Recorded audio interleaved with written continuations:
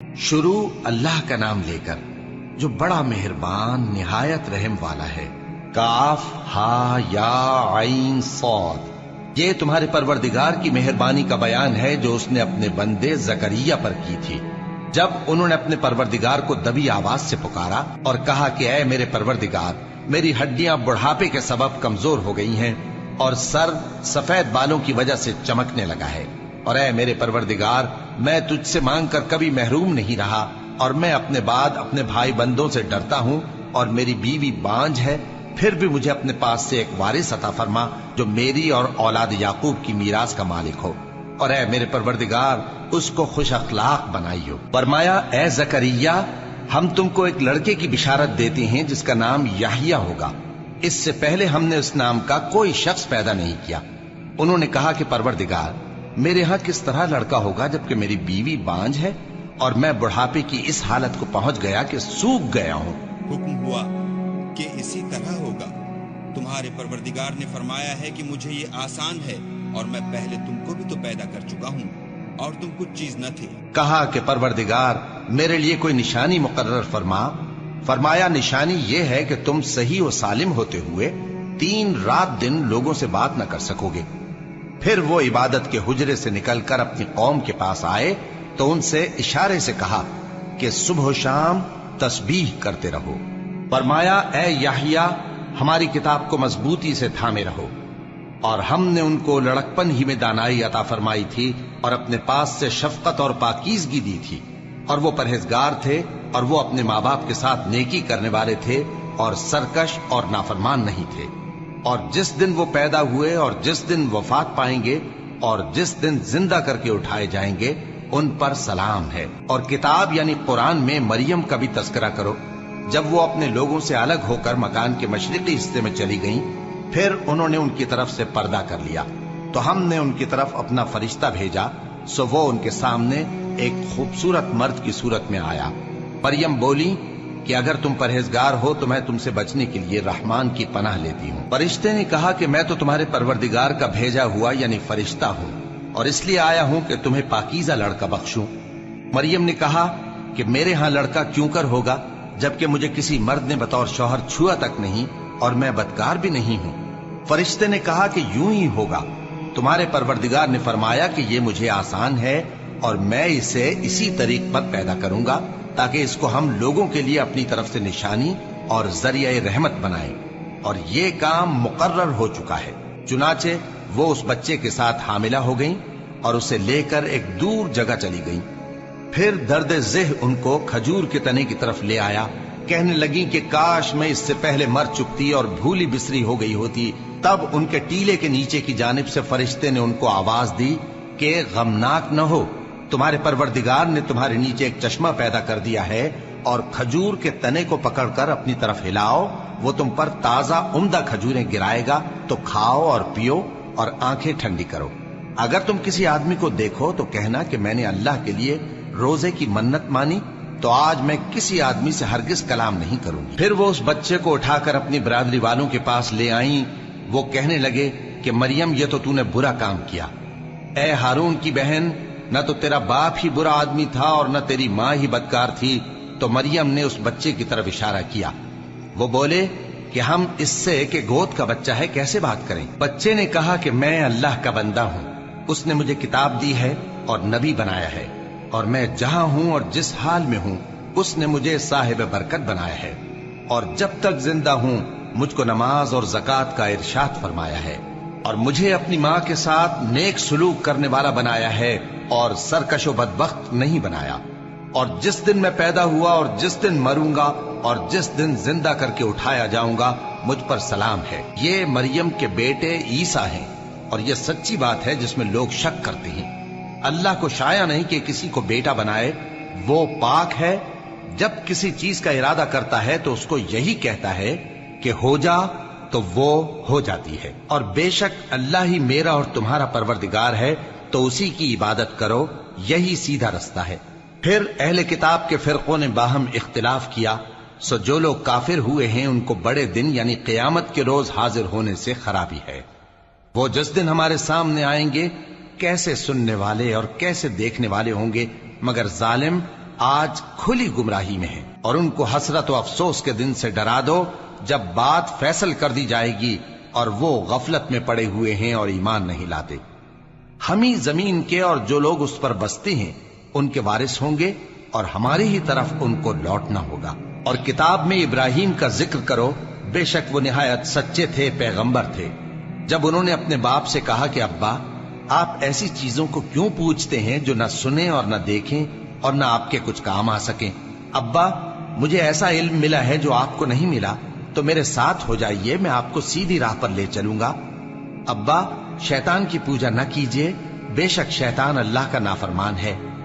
ابا، مجھے ڈر لگتا ہے کہ آپ کو اللہ کا عذاب آ پکڑے تو آپ شیطان کے ساتھ ہی ہو جائیں۔ اس نے کہا کہ ابراہیم، کیا تو میرے معبودوں کے خلاف ہے؟ اگر تو باز نہ آئے گا تو میں تجھے سنسار کر دوں گا اور تو ہمیشہ کے لیے مجھ سے دور ہو جا۔ ابراہیم نے سلام علیکم کہا اور کہا کہ میں آپ کے لیے اپنے پروردگار سے بخشش مانگوں گا، بے شک وہ مجھ پر نہایت مہربان ہے، اور میں آپ لوگوں سے اور جن کو آپ اللہ کے سوا پکارا کرتے ہیں ان سے کنارہ کرتا ہوں اور اپنے پروردگار ہی کو پکاروں گا۔ امید ہے کہ میں اپنے پروردگار کو پکار کر محروم نہیں رہوں گا۔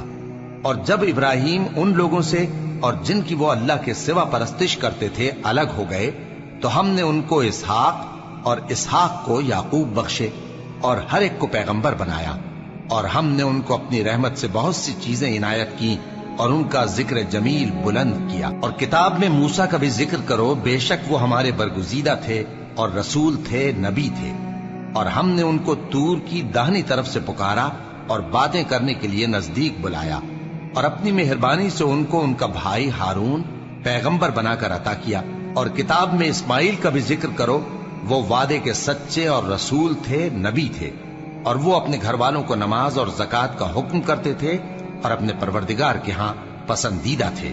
اور کتاب میں ادریس کا بھی ذکر کرو، وہ بھی نہایت سچے تھے، نبی تھے، اور ہم نے ان کو اونچی جگہ اٹھا لیا تھا۔ یہ وہ لوگ ہیں جن پر اللہ نے اپنے پیغمبروں میں سے فضل کیا، یعنی اولاد آدم میں سے، اور ان لوگوں میں سے جن کو ہم نے نوح کے ساتھ کشتی میں سوار کیا، اور ابراہیم اور یعقوب کی اولاد میں سے، اور ان لوگوں میں سے جن کو ہم نے ہدایت دی اور جنہیں برگزیدہ کیا۔ جب ان کے سامنے ہماری آیتیں پڑھی جاتی تھیں تو سجدے میں گر پڑتے اور روتے رہتے تھے۔ پھر ان کے بعد چند ناخلف ان کے جانشین ہوئے جنہوں نے نماز کو ضائع کر دیا اور خواہشات نفسانی کے پیچھے لگ گئے، سو ان قریب ان کو گمراہی کی سزا ملے گی۔ ہاں، جس نے توبہ کی اور ایمان لایا اور عمل نیک کیے تو ایسے لوگ بہشت میں داخل ہوں گے اور ان کا ذرا نقصان نہ کیا جائے گا، یعنی ہمیشہ کی بہشتوں میں، جس کا اللہ نے اپنے بندوں سے وعدہ کیا ہے کہ جو ان کی آنکھوں سے پوشیدہ ہے۔ بے شک اس کا وعدہ نیکوکاروں کے سامنے آنے والا ہے، وہ اس میں سلام کے سوا کوئی بےہودہ کلام نہ سنیں گے، اور ان کو صبح و شام کھانا ملے گا۔ یہی وہ جنت ہے جس کا ہم اپنے بندوں میں سے ایسے شخص کو مالک بنائیں گے جو پرہیزگار ہوگا۔ اور فرشتوں نے پیغمبر کو جواب دیا کہ ہم تمہارے پروردگار کے حکم کے سوا اتر نہیں سکتے۔ جو کچھ ہمارے آگے ہے اور جو پیچھے ہے اور جو اس کے درمیان ہے سب اسی کا ہے، اور تمہارا پروردگار بھولنے والا نہیں، یعنی آسمان اور زمین کا اور جو ان دونوں کے درمیان ہے سب کا پروردگار، تو اسی کی عبادت کرو اور اس کی عبادت پر ثابت قدم رہو۔ بھلا تم کوئی اس کا ہم نام جانتے ہو؟ اور کافر انسان کہتا ہے کہ جب میں مر جاؤں گا تو کیا زندہ کر کے نکالا جاؤں گا؟ کیا ایسا انسان یاد نہیں کرتا کہ ہم نے اس کو پہلے بھی تو پیدا کیا تھا جبکہ وہ کچھ بھی چیز نہ تھا؟ سو تمہارے پروردگار کی قسم، ہم ان کو جمع کریں گے اور شیطانوں کو بھی، پھر ان سب کو جہنم کے گرد حاضر کریں گے اور وہ گھٹنوں پر گرے ہوئے ہوں گے۔ پھر ہر گروہ میں سے ہم ایسے لوگوں کو کھینچ نکالیں گے جو رحمان کے مقابلے میں سخت سرکشی کرتے تھے۔ پھر ہم ان لوگوں سے خوب واقف ہیں جو اس میں داخل ہونے کے زیادہ لائق ہیں، اور تم میں سے کوئی شخص نہیں مگر اسے اس پر گزرنا ہوگا، یہ تمہارے پروردگار پر لازم ہے، مقرر ہے۔ پھر ہم پرہیزگاروں کو نجات دیں گے اور ظالموں کو اس میں گھٹنوں کے بل پڑا ہوا چھوڑ دیں گے۔ اور جب ان لوگوں کے سامنے ہماری آیتیں پڑھی جاتی ہیں تو جو کافر ہیں وہ مومنوں سے کہتے ہیں کہ دونوں فریق میں سے مکان کس کے اچھے اور مجلسیں کس کی بہتر ہیں، اور ہم نے ان سے پہلے بہت سی امتیں ہلاک کر دیں، وہ لوگ ان سے ٹھاٹ باٹ اور نمود و نمائش میں کہیں اچھے تھے۔ کہہ دو کہ جو شخص گمراہی میں پڑا ہوا ہے، رحمان اس کو آہستہ آہستہ مہلت دیا جاتا ہے، یہاں تک کہ جب اس چیز کو دیکھ لیں گے جس کا ان سے وعدہ کیا جاتا ہے، خواہ عذاب اور خواہ قیامت، تو اس وقت جان لیں گے کہ مکان کس کا برا ہے اور لشکر کس کا کمزور ہے۔ اور جو لوگ ہدایت یاب ہیں، اللہ ان کو زیادہ ہدایت دیتا ہے، اور نیکیاں جو باقی رہنے والی ہیں وہ تمہارے پروردگار کے ہاں صلے کے لحاظ سے خوب اور انجام کے اعتبار سے بہتر ہیں۔ بھلا تم نے اس شخص کو دیکھا جس نے ہماری آیتوں سے کفر کیا اور کہنے لگا کہ اگر میں اثر نو زندہ ہوا بھی تو یہی مال اور اولاد مجھے وہاں ملے گا؟ کیا اس نے غیب کی خبر پالی ہے یا اللہ کے یہاں سے عہد لے لیا ہے؟ ہرگز نہیں، یہ جو کچھ کہتا ہے ہم اس کو لکھتے جاتے اور اس کے لیے آہستہ آہستہ عذاب بڑھاتے جاتے ہیں، اور جو چیزیں یہ بتاتا ہے ان کے ہم وارث ہوں گے، اور یہ اکیلا ہمارے سامنے آئے گا۔ اور ان لوگوں نے اللہ کے سوا اور معبود بنا لیے ہیں تاکہ وہ ان کے لیے موجب عزت ہوں۔ ہرگز نہیں، وہ معبود ان کی پرستش سے انکار کریں گے اور ان کے دشمن و مخالف ہوں گے۔ کیا تم نے نہیں دیکھا کہ ہم نے شیطانوں کو کافروں پر چھوڑ رکھا ہے کہ وہ ان کو خوب اکساتے رہتی ہیں؟ تو تم ان پر عذاب کے لیے جلدی نہ کرو کہ ہم تو ان کے لیے دن شمار کر رہے ہیں۔ جس روز ہم پرہیزگاروں کو رحمان کے سامنے بطور مہمان جمع کریں گے اور گناہگاروں کو دوزخ کی طرف پیاسے ہانک لے جائیں گے، تو لوگ کسی کی سفارش کا اختیار نہ رکھیں گے مگر جس نے رحمان سے اقرار لے لیا ہو، اور کہتے ہیں کہ رحمان بیٹا رکھتا ہے۔ ایسا کہنے والوں، یہ تو تم بری بات زبان پر لاتے ہو۔ قریب ہے کہ اس جھوٹ سے آسمان پھٹ پڑے اور زمین شق ہو جائے اور پہاڑ پارا پارا ہو کر گر پڑے کہ انہوں نے رحمان کے لیے بیٹا تجویز کیا، اور رحمان کو شایع نہیں کہ کسی کو بیٹا بنائے۔ ہر شخص جو آسمانوں اور زمین میں ہے رحمان کے روبرو بطور بندہ ہی آئے گا۔ اس نے ان سب کو اپنے علم سے گھیر رکھا اور ایک ایک کو شمار کر رکھا ہے، اور یہ سب قیامت کے دن اس کے سامنے اکیلے اکیلے حاضر ہوں گے۔ اور جو لوگ ایمان لائے اور عمل نیک کیے، رحمان ان کی محبت مخلوقات کے دل میں پیدا کر دے گا۔ اے پیغمبر صلی اللہ علیہ وآلہ وسلم، ہم نے یہ قرآن تمہاری زبان میں آسان بنا کر نازل کیا ہے تاکہ تم اس سے پرہیزگاروں کو خوشخبری پہنچا دو اور جھگڑالوؤں کو ڈر سنا دو، اور ہم نے ان سے پہلے بہت سے گروہوں کو ہلاک کر دیا ہے۔ بھلا تم ان میں سے کسی کو دیکھتے ہو یا کہیں ان کی بھنک سنتے ہو؟